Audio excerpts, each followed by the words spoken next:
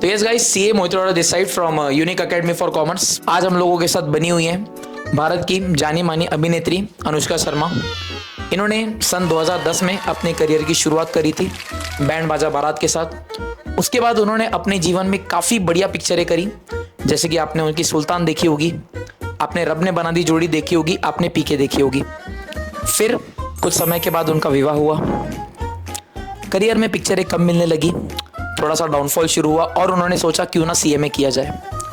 जैसे उन्होंने सीएमए करने का सोचा तो उनके दिमाग में आया सबसे पहले कि अगर दुनिया के बेस्ट क्रिकेटर से शादी करी है तो क्यों ना इंडिया की बेस्ट एकेडमी में सीएमए की क्लासेस ली जाएं। तो उन्होंने सीएमए फाउंडेशन भी हम लोगों से पढ़ा और अभी उन्होंने सीएमए इंटरमीडिएट भी हम लोगों के साथ पढ़ा है एंड ग्रुप 2 जस्ट अभी क्लियर किया है बहुत ही बढ़िया मार्क्स के साथ। तो हर career journey is commendable, we are going to share it with you and आप सबको मजा आने वाला है। सर, आप कौन से अनुष्का शर्मा के ख्वाब देख रहे हो? अनुष्का शर्मा? मुझे तो बोला गया था अनुष्का शर्मा का इंटरव्यू है। हाँ, अनुष्का शर्मा का ये गाइस, यस, है ना? आपका नाम क्या, आप खुद बता दीजिए। अनुष्का शर्मा। देखा? तुम हो क्या? तो यस अनुष्का, वेलकम। मुझे बहुत खुशी हुई जान के कि आप हो।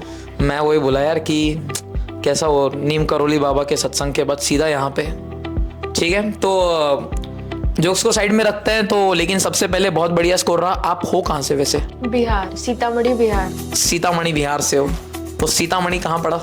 सीतामढ़ी जनकपुर के पास, नेपाल बॉर्डर। अच्छा, तो उतना दूर से आप खास सीएमए इंटरमीडिएट पढ़ने के लिए आए थे, किसके लिए?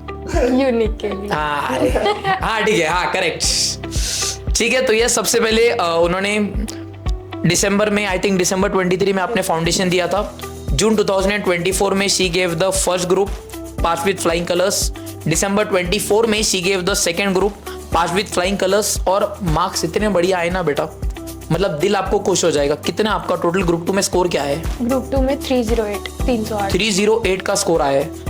मतलब ऑन एन एवरेज आप मुझे बताइए कि हर सब्जेक्ट में एग्जाम्शन है? एग्जाम्शन। और सबसे ज्यादा मार्क्स कौन से सब्जेक्ट में बेटा? Corporate accounts and auditing. कितने मार्क्स है बेटा बताइए? 90। देखा, so I think it is the highest marks in India है ना, मतलब ओवर इंडिया जो भी होते हैं, जो भी सर्कुलर्स सर्कुलेट होते हैं। सो आई डोंट थिंक अभी तक हम लोगों ने किसी को भी देखा है 90 मार्क्स है, दैट्स कमेंडेबल। एंड बाकी सब्जेक्ट में क्या मार्क्स रहे आपके? ओएमएसएम में 81, कॉर्पोरेट एंड ऑडिटिंग में 90, मैनेजमेंट में 67 ओके, और एफएमडीए में 70। यस, मतलब ऑल इन ऑल कह सकते हैं सारे सब्जेक्ट्स में एग्जाम्शन है। तो ब्रीफली हमारे व्यूअर्स को हम लोग सब्जेक्ट स्पेसिफिक तो बात करेंगे, लेकिन सबसे पहले ये बताना कि आपने कितने टाइम में जो अपनी रेगुलर क्लासेस थी वो खत्म कर ली थी, कितना टाइम अपने रिवीजन के लिए रखा था, एंड रिवीजन के लिए जो टाइम रखा था उसमें कितने रिविजन्स किए थे? बिकॉज हर सब्जेक्ट में एग्जाम्शन स्कोर कर पाना छोटी बात तो नहीं है, और उसमें भी स्कोरिंग 70s, 80s, 90s। मतलब सीधी बात है, लगभग मैं ग्रुप 2 का रिजल्ट कहूँ तो 27-28% लगा है। फिर भी 10 में से 2.5 से 3 बच्चा पास हुआ है। मतलब वी कैन से कुछ तो आपने बहुत ज्यादा सही करा है जो मेजॉरिटी बच्चों ने नहीं किया। तो प्लीज आंसर दिस थिंग कि रेगुलर सिलेबस कितने टाइम में कंप्लीट हुआ था एंड देन आपने रिविजन्स कैसे किए थे? सिलेबस 4 मंथ्स में हो चुका था, 3.5 मंथ्स 4 मंथ्स में। Okay. फिर सेल्फ स्टडी चालू कर दिया था मैंने। सेल्फ स्टडी में रिवीजन 3 बार किया था, और सीएमए स्टडी मैट जो इंस्टीट्यूट से मिलता है, आपका जो इंस्टीट्यूट आप लोग ने जो बुक दिया था वो पूरा सॉल्व था मेरा। ओके, क्या बात है यार, मतलब मेरे जैसे तो 2 बंदे पास हो जाए इतने नंबर में, है ना भाई? सही बात, मतलब 90 बोला तो मेरा लास्ट 90 12th नहीं, 10th भी नहीं, 8th में आया था, 8th। धोखा सर जैसे 90 सुनते हैं उनके दिमाग में कुछ और आता है, मार्क्स तो नहीं आते हैं पहली चीज। तो यस, नहीं, talking about corporate accounting auditing, आप सही में मुझे सोच के बताना आपको क्या लगता है जो आपके 10 मार्क गए हैं, किस में गए? अकाउंट्स में गए कि ऑडिटिंग में गए? मेरा कॉर्पोरेट का, हम जब एग्जाम दे के आए थे तो हम आंसर लिख के लाए थे पेपर में कि मिलाना है। तो मेरा कॉर्पोरेट का 3 क्वेश्चन की 4 क्वेश्चन अटेम्प्ट करके आए थे, सारा सही था मेरा। कॉर्पोरेट में जितना अटेम्प्ट किया फुल मिला। ऑडिटिंग में हम लिखे थे लेकिन वो थ्योरी था तो मे बी वो नंबर कट गया होगा, इसीलिए पूछा था मैंने बेटा, ये ट्रिक क्वेश्चन था। तो यस, दैट्स इट। मतलब लगभग आप बोल रहे हो आपने 3 से 3.5 महीने में एक बार क्लास कर ली थी एंड देन मोस्ट थिंग जो स्टूडेंट्स आपको देखनी चाहिए बेटा, 3 रिवीजन आप मुझे बताओ। देखो बच्चे, मैं नॉर्मली बोलता हूँ बच्चे गलती क्या करते हैं कि पहली बार क्लास में पढ़ा, फिर अगर आपको 3 रिवीजन करनी है तो मुझे जो लगता है what you need to do is कि हर रिवीजन में आपका जो कंटेंट है वो कम होना चाहिए। जैसे पहली बार आपको बताओ, एक जो चैप्टर है शायद शेयर्स एंड डिबेंचर्स, उसके हमने क्लास में कितने क्वेश्चन किए थे? 100+ क्वेश्चन किए थे। यस, मतलब इन शॉर्ट इतनी प्रैक्टिस हम लोगों ने करी थी। तो क्या आप दूसरी बार भी तीसरी बार भी उतने ही क्वेश्चंस करते थे या कुछ सिलेक्टिव स्टडी अप्रोच किया था? क्वेश्चन मार्क कर देते थे जो इम्पोर्टेंट होता था, प्रीवियस ईयर क्वेश्चन जो बुक से आया है वो सॉल्व करते थे। ऑडिट को लेके क्या अप्रोच है ना, देखो अपना तो पता है सीधा फंडा होता था। मॉड्यूल को भी हाथ लगाया ऑडिट के, समझ ही नहीं आता था। प्रिंटेड नोट्स को भी हाथ लगाया मॉड्यूल के, आपका जो रिटन नोट्स था वो point to be noted guys, है ना, सिर्फ हैंड रिटन नोट्स। हाँ। है ना, तो एक बार क्या ऑडिट को कैसे अप्रोच करने चाहिए बच्चों को? वैसे सिलेबस छोटा है, तुमको पता है कौन से चैप्टर से कितने मार्क्स आने वाला है, राइट? तो कैसे अप्रोच होना चाहिए? सेकेंड चैप्टर मैंने पूरा किया था, which comes for around 36 marks with options. तो 2 क्वेश्चन, एक क्वेश्चन का 2 पार्ट जो आता है वो उसी से आता है, तो वो मेरा अटेम्प्ट हो चुका था। और फिर एक अकाउंटिंग ऑफ डिफरेंट अंडरटेकिंग्स जो last chapter Right.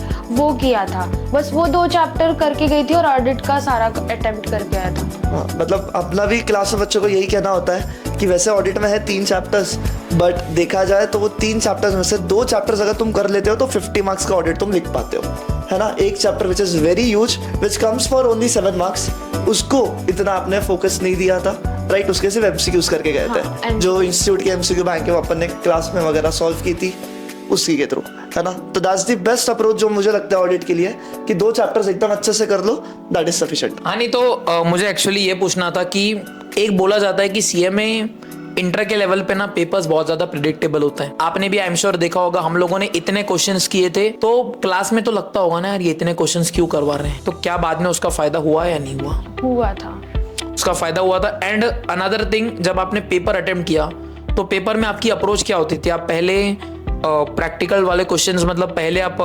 Descriptive questions करते थे या पहले एमसीक्यू करते थे? What was the approach? MCQ bank हम बना के गए थे, तो कुछ क्वेश्चन जो एमसीक्यू बैंक से था, जो कि हमको देखते ही समझ आ रहा था कि हमको आता है। तो 1 मिनट के विदिन जो अगर हमको एमसीक्यू आ रहा है तो वो मार्क करके ओएमआर शीट भर दिए।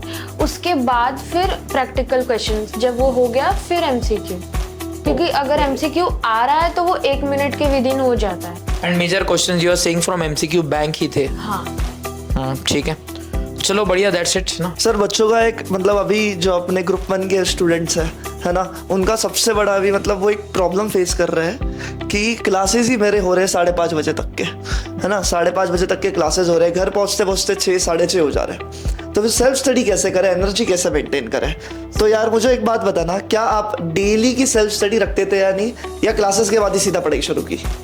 क्लासेस जब होता था तो वो करते थे, होमवर्क जो मिलते थे वो करते थे, लेकिन ऐसा कुछ वो उसी टाइम से, क्लासेस के टाइम से सेल्फ स्टडी नहीं चालू किया था। लेकिन हाँ, ये है कि होमवर्क कभी छोड़ते नहीं थे, होमवर्क रेगुलर करते थे जिससे रिकॉल खुद ही हो जाता था।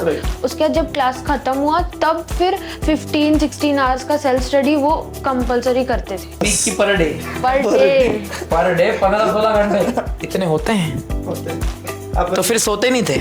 सोते थे 6 घंटा, फिर 2 घंटे में बाकी सब। यार 15-16 घंटे कैसे पढ़ सकता है यार इंसान? टाइमर लगा के खाना खाने जाते थे, 5 मिनट में आते थे। क्या स्ट्रगल स्टोरी है बेटा तुम्हारी। ऐसा देखा ना बिहारी का, उन्होंने अंदर से बोला है। तो यस दैट्स इट। नहीं यार, बढ़िया रिजल्ट्स है आपके, है ना। A very big congratulations. कैसा पेरेंट्स को कैसा लग रहा है अभी? पापा बहुत खुश है। क्या बात है। पापा बोले हमारी छोरी छोरों से कम है। बड़ी दीदी है? हाँ दीदी। वो क्या करती है बेटा? सीएमए कर रही है। हाँ। वो फाइनल में है? नहीं, उसका ग्रुप 1 निकला, वो थोड़े लेट से ही चालू की। अच्छा, तो आप दीदी से आगे निकल रहे? दीदी यूनिक अकेडमी से पढ़ रही है? अब पढ़ रही है। अब पढ़ रही है। यही बुलाना था मुझे। तो पहले कहीं और से पढ़ रहे थे? हाँ। फिर देखा कि यार बहन तो आगे निकल रही है। क्या लगता है आपको कि आप पूछा और आपकी बहन से थोड़ा ऐसा कुछ कंट्रोवर्शियल बोल के जाओ, क्योंकि आई एम श्योर आपके घर वाले भी ये चीज देखेंगे। क्या लगता है आप ज्यादा होशियार हो आपकी बहन से? मतलब सब तो यही बोलते हैं। अच्छा कवर किया है बेटा। तो एज दैट्स इट यार, फाइनली कंक्लूड करते हैं. सो एक लास्ट मैसेज जो आप स्टूडेंट्स को देना चाहो, मतलब ऐसे समझो कि आपके छोटे भाई बहन यहाँ पे बैठे हुए हैं, बड़े भी हैं आपसे, लेकिन आपसे छोटे भाई बहन यहाँ पे बैठे हुए, तो एक फाइनल सजेशन क्या देना चाहोगे? बिकॉज ग्रुप 1 भी आपने जब क्लियर किया था तो स्कोर क्या था आपका? 211. हाँ, तो ग्रुप 2 की बात करते हैं. तो ग्रुप 2 मतलब इन शॉर्ट फर्स्ट अटेम्प्ट में क्लियर करना भी बहुत बड़ी बात होती है यार. तो एक फाइनल सजेशन क्या देना चाहोगे स्टूडेंट्स को कि वो पास कर जाएं? बिकॉज हर कोई पास नहीं होता है, लेकिन मेहनत हर कोई करता है. तो एक final piece of advice students को क्या देना चाहोगे? क्लासेस रेगुलर करना चाहिए, कभी नहीं छोड़ना चाहिए, एक दिन का भी क्लास कभी नहीं छोड़ना चाहिए. और उसके बाद जो होमवर्क मिले वो तो कंपलसरी करना चाहिए. और उसके बाद क्लासेस ख़त्म हो जाने के बाद फिर सेल्फ स्टडी चालू कर देना चाहिए. 15-16 आवर्स इज ज़रूरी है वो तो. मतलब नॉमिनल है वो, है ना. मैं भी पढ़ता था भाई CS के टाइम. वैसे क्या बोलते हो, 10 घंटे उतना नहीं, 10 घंटे पक्का, है ना. तो नहीं तो मेरे भी 90 होते ना. नहीं, अपने से पास हो गए बस, कोई लोड नहीं है. तो yes guys, this was Anushka Sharma, cricketer. वो नहीं, हाँ ये ठीक है. तो चलो बाय बाय. और भी इस चैनल पे आपको बहुत सारे बच्चों के इंटरव्यूज मिलेंगे जिन्होंने अपना CA में इंटर क्लियर कर दिया है, जिसको बहुत अच्छे एग्जामिनेशन मार्क्स है. आप चैनल पे चेक कर सकते हो. बस और कुछ नहीं. फिर वीडियो को लाइक कर देना, कमेंट कर देना कि आपको ये अनुष्का शर्मा कैसी लगी. नहीं तो जेन्युइनली स्पीकिंग, लेकिन सर मैं उस दिन चैनल के एनालिटिक्स देख रहा था. अरे चैनल के एनालिटिक्स यही बोल रहे हैं कि लगभग 60% व्यूअर्स जो देखते हैं उन्होंने सब्सक्राइब नहीं कर रखा है. मतलब अगर ये लोग सब्सक्राइब कर दे तो ऐसे ही चैनल 50,000 पार चले जाए. तो मतलब कंटेंट देखने का, सब्सक्राइब नहीं करने का, दैट्स नॉट इट, है ना.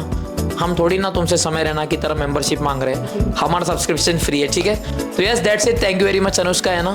फ्यूचर अभी बढ़िया तरीके से फाइनल में भी फोड़ो, बढ़िया रिजल्ट लेके आओ, ठीक है. All the very best. Thank you very much. Bye.